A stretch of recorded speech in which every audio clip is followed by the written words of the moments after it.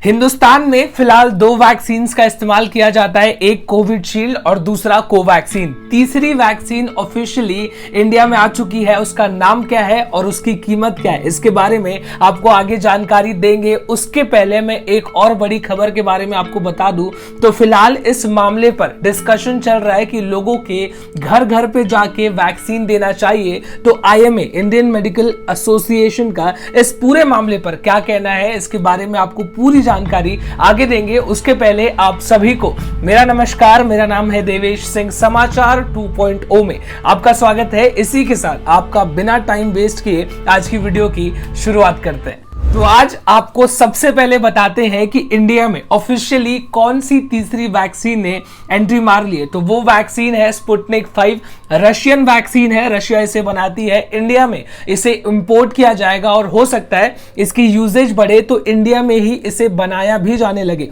इसकी कीमत की अगर मैं आपको बात बता दूं तो 995 रुपीज की एक वैक्सीन शॉट इंडियंस को पड़ेगी। हालांकि ये इंडियन वैक्सीन से थोड़ी महंगी है, लेकिन स्पुतनिक 5 इसका रेशियो भी बहुत अच्छा है, इफेक्टिवनेस इसकी काफी बेहतरीन है। तो प्राइस उस हिसाब से अगर आप कंपेयर करेंगे तो काफी ज्यादा नहीं है। तो फिलहाल इंडिया में एक और वैक्सीन आ चुकी है। अब आपके घरों पे आके आपको वैक्सीन लगाया जाएगा या नहीं, इसका क्या फैसला है। तो सबसे पहले बॉम्बे हाई कोर्ट ने कह दिया कि लोगों के अगर घरों पे जाके वैक्सीन लगाई जाए तो हो सकता है कोविड केसेस भी कंट्रोल हो और लोगों को आसानी भी हो और ज्यादा तेजी से भी वैक्सीन लगाई जा सकती है, जिसको इंडियन मेडिकल एसोसिएशन ने अब सपोर्ट कर दिया है। इंडियन मेडिकल एसोसिएशन का कहना है कि बिल्कुल भी लोगों को घरों पे जाके वैक्सीन लगाना चाहिए ताकि वैक्सीन लगाने की स्पीड काफी तेजी से बढ़े। उन्होंने कहा कि हम सेंटर से भी बात करेंगे, उनको इस पूरे मामले पे सजेशन देंगे, जो उनकी वैक्सीन लगाने वाली पॉलिसी है उसको भी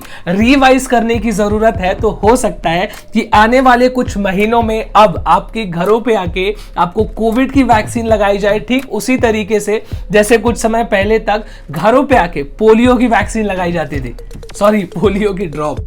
आपसे इजराइल के बारे में बात करते हैं। तो इजराइल के प्राइम मिनिस्टर नेतन्याहू का कहना है कि हम गाजा में हमास टेररिस्ट ग्रुप के ऊपर लगातार हमले कर रहे हैं और आने वाले समय में भी हमले करेंगे, क्योंकि उन्होंने हमारे शहर के ऊपर मिसाइल्स बॉम्ब्स दागे। उनका यह कहना है कि हमारी जंग फलस्तीन से नहीं है, बल्कि हमारी जंग टेररिज्म से है। जो हम पे हमला करेगा हम उनके ऊपर रिटेलिएट करने वाले। जिसके बाद मैं लगातार आपको बता दूं, पिछले 3 दिनों से मैं इजराइल की न्यूज को कवर कर रहा हूं, तो मैं सोच रहा हूं कि इस पूरे मामले पर एक वीडियो बनाया जाए, इजराइल फलस्तीन की हिस्ट्री पे वीडियो बनाया जाए और ये गाजा में जो हमास टेररिज्म ग्रुप है अकॉर्डिंग टू इजराइल, उसके बारे में इनकी क्या हिस्ट्री है, इनका क्या सच है, इस पूरे मामले पर एक डिटेल वीडियो की जाए। अगर की जाए तो कमेंट सेक्शन में लिख के बताइए, जरूर इसके ऊपर एक डिटेल वीडियो बनाएंगे इस पूरे मामले को समझाने के लिए। अगली न्यूज अपडेट मैं आपको गोवा से रिलेटेड देता हूं, जहां पर गोवा के प्रीमियर हॉस्पिटल में, गोवा मेडिकल कॉलेज में पिछले 24 घंटे में फिर से 13 लोगों की जान गई है। मैं आपको बता दूं, इस हॉस्पिटल में 900 कोविड पेशेंट्स हैं और पिछले 4 दिनों में, सिर्फ 4 दिनों में 75 लोगों की कोविड से जान गई है। क्यों? ऑक्सीजन की कमी की वजह से। लोगों का कहना है, स्टाफ का कहना है, डॉक्टर्स का कहना है कि रात को 2 बजे से लेकर 6 बजे के बीच ऑक्सीजन की कमी होती है। यहां तक कि वहां के मेडिकल स्टाफ का यह भी कहना था कि हाई कोर्ट इस पूरे मामले पर इन्वेस्टिगेशन करे कि एक्चुअली में रात में ऑक्सीजन जाता कहां है, जिसकी वजह से इतने सारे पेशेंट्स की जान जा रही है। लेकिन फिलहाल इस पूरे मामले पर कोई सुनवाई नहीं हो रही है और लगातार लोगों की जान जा रही है। अब गोवा के बारे में बात की ही है तो गोवा से रिलेटेड एक और खबर मैं आपको दे दूं। तो गोवा में जो कोविड का डेटा निकल के आ रहा है, कोविड टेस्ट का डेटा, उसमें हर दूसरा आदमी गोवा में कोविड पॉजिटिव हो रहा है। हर दूसरा आदमी। फिलहाल गोवा का कोविड पॉजिटिविटी रेट 50% है। गोवा वही जगह है जो पहले वेव में सबसे पहले कोविड फ्री हो गया था, वहां पर एक भी केस कोविड के नहीं थे। लेकिन हालांकि फिलहाल जो हालत है गोवा की वो बिल्कुल भी अलग है। 50% कोविड पॉजिटिविटी रेट है, हर दूसरा आदमी गोवा में पॉजिटिव हो रहा है।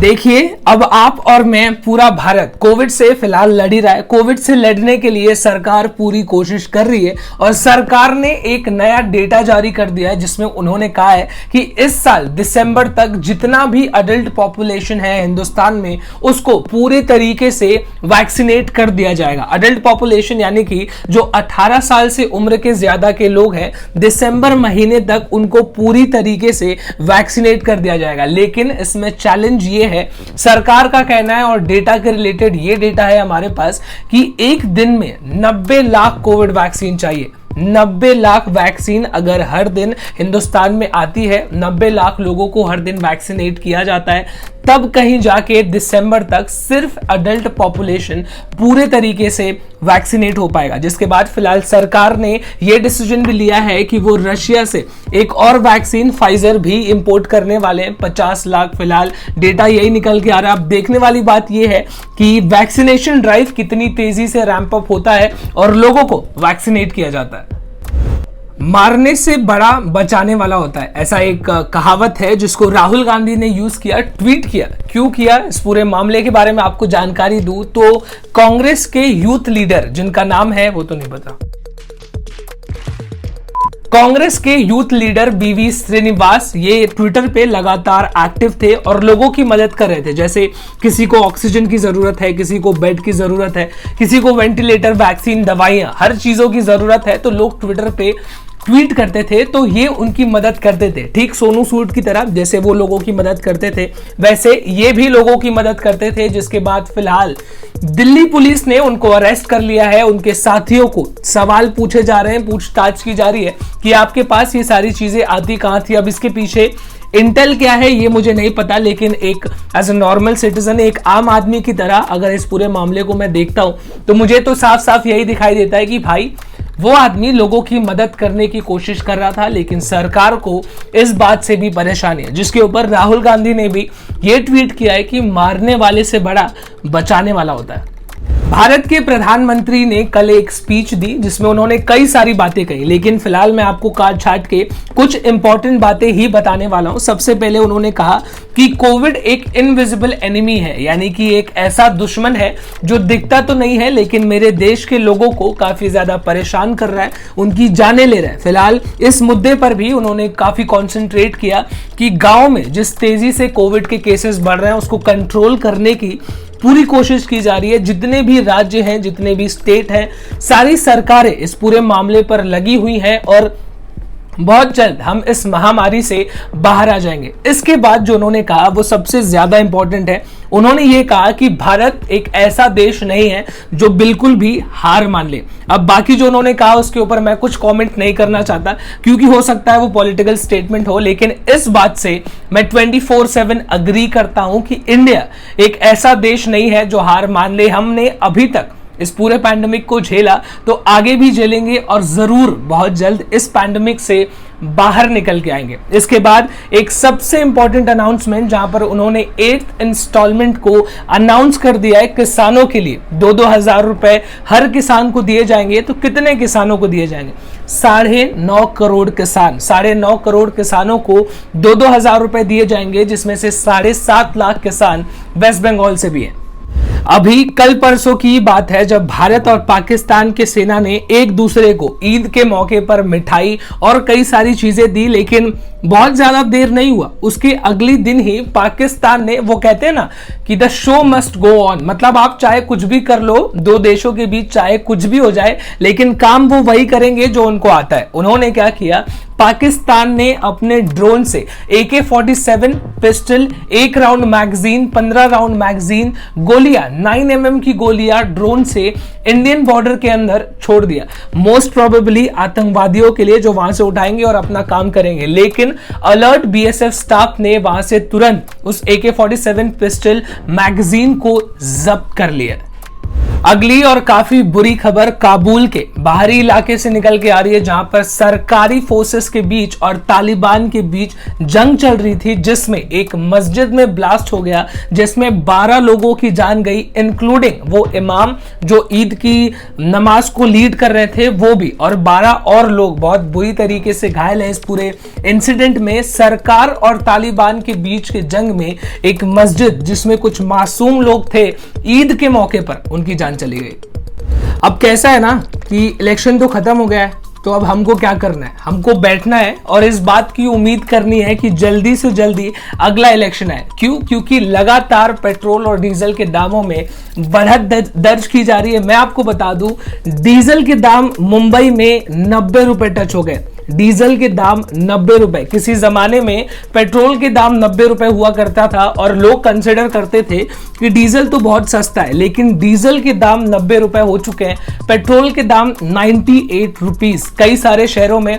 टू बी एग्जैक्ट 5 जिलों में डीजल पेट्रोल के दाम 100 रुपए पार कर चुके हैं। तो आप समझ सकते हैं, अब जब तक इलेक्शन था उनको हमारी जरूरत थी, अब उनको आपकी और मेरी कोई जरूरत नहीं है। हमको बस बैठना है और इस बात की उम्मीद करनी है कि अगला इलेक्शन आए और पेट्रोल डीजल के दामों में कुछ गिरावट दर्ज की जाए। अब जनता जो है, आम जनता, वो चाहे कितना भी बोल ले, ऑपोजिशन वाले चाहे कितना भी बोल ले, सरकार तो वही करेगी जो उनको करना है। काफी समय से जनता, ऑपोजिशन सब ये कह रही है सेंटर को कि भैया आप अपना सेंट्रल विस्टा का प्रोजेक्ट थोड़े समय के लिए रोक दो, उसके लिए जो पैसे अलॉट किए उसका इस्तेमाल लोगों की मदद करने के लिए करो। लेकिन कहां, सेंट्रल गवर्नमेंट को तो वही करना है जो उनको करना है, वो कर रहे हैं। कोई ठीक है, अब आप कर रहे हैं, आप करिए, लेकिन ये क्या कर रहे हैं, आग में घी डालने वाला काम कर रहे हैं। कैसे? गवर्नमेंट ऑफिशियल्स ने ये कह दिया कि अगली ठंड हम नए पार्लियामेंट बिल्डिंग में मनाएंगे। अगला रिपब्लिक डे की परेड भी नई पार्लियामेंट बिल्डिंग में होगी, यानी कि 2022 तक इनडायरेक्टली उन्होंने ये कह दिया कि पार्लियामेंट की बिल्डिंग बनके तैयार हो जाएगी। अब मान लीजिए जनता आपसे कह रही है, ऑपोजिशन आपसे कह रही है कि भैया वो प्रोजेक्ट को आप रोक दो, लेकिन उसके बावजूद भी आप कर रहे हैं। चलिए, कोई दिक्कत वाली बात नहीं है, आप करिए, लेकिन सुमड़ी में करिए, आवाज मत करिए। लेकिन ये क्या कर रहे हैं, काम तो कर ही रहे हैं, उसके साथ अनाउंसमेंट भी कर रहे हैं कि अगली ठंड हम नई पार्लियामेंट बिल्डिंग में मनाएंगे। जैसे अब पाकिस्तान के आतंकवादी हिंदुस्तान पे हमला करते हैं तो वो क्या कहते हैं कि अगली सुबह की नाश्ता नहीं, अगला खाना, अगला लंच, जो भी वो कहते हैं कि वो हम दिल्ली में करें। वैसे ये कह रहे हैं कि अगला रिपब्लिक डे हम नई पार्लियामेंट बिल्डिंग में मनाएंगे। मतलब काफी गर्व से इस बात को अनाउंस कर रहे हैं, जिससे जनता तो परेशान होगी और ऑपोजिशन भी तिलमिला उठेगी। इसी के साथ आज की न्यूज अपडेट्स में बस इतना ही। कल आपसे फिर से मुलाकात करेंगे, लेकिन उसके पहले अगर आपको मेरी वीडियोस पसंद आती है तो आप मेरे चैनल को सब्सक्राइब जरूर कर लेना। अपना ख्याल रखना। This is me, Devesh Singh, signing off. जय हिंद।